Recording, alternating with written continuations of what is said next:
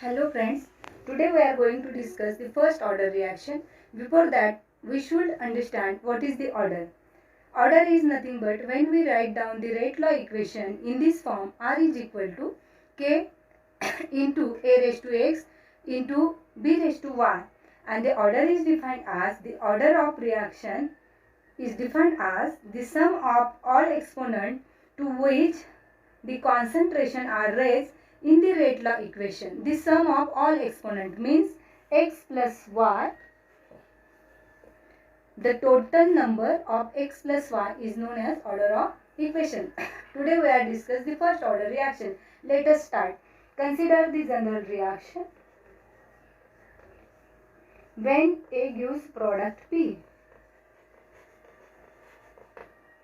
A gives the product P.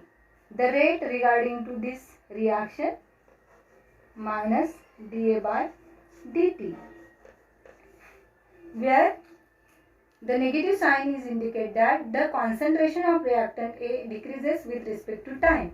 The rate law equation of this reaction is the rate is directly proportional to the concentration of reactant A.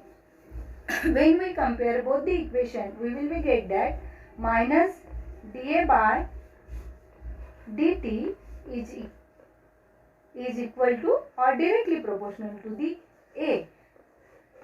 And when we want to remove the proportionality sign, we write the equation in the simple form, that is minus dA by dt is equal to K1 into A, where K1 is the proportionality constant. It is also known as the rate constant. Now, when we consider concentration of A is equal to A minus X, where A is the initial concentration when T is equal to 0 and A minus X is the concentration when T is equal to T. In this case, we just substitute the value of concentration of A in this equation. We get the equation in this form.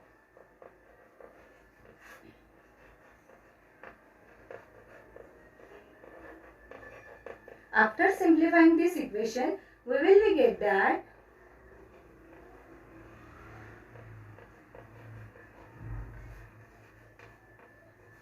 this is the simple form of the equation. But student, we know that minus dA by dt is equal to 0, because when we consider the initial concentration, at that time T is equal to 0, therefore whole term is converted into the 0. Now we proceed for the next step, that is dx by dt is equal to K1 A minus X. After rearranging this equation, we get dx A minus X is equal to K1 into dt. We take the same term near to each other.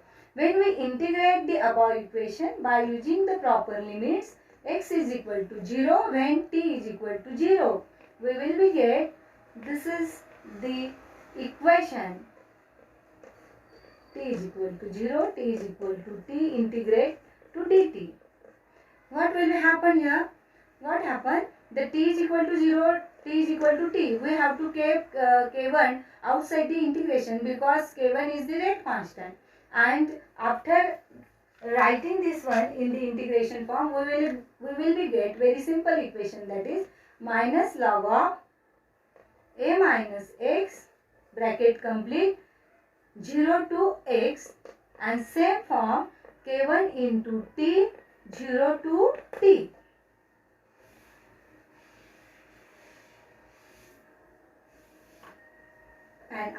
And simply after simplifying this one, we will be get that minus log of A minus X minus log of A bracket complete is equal to K1. Here is the T minus 0 is equal to, of course, T, and you will be get here K1 into T. And after simplifying this one, we will get that log A upon A minus X is equal to K1T. When we convert this log to the base e into the log to the base 10, we get that 2.303 log of a upon a minus x is equal to k1t. And after rearranging this equation, we will be get that 2.303 upon t log of a upon a minus x is equal to k1, and this equation is known as first order reaction rate equation.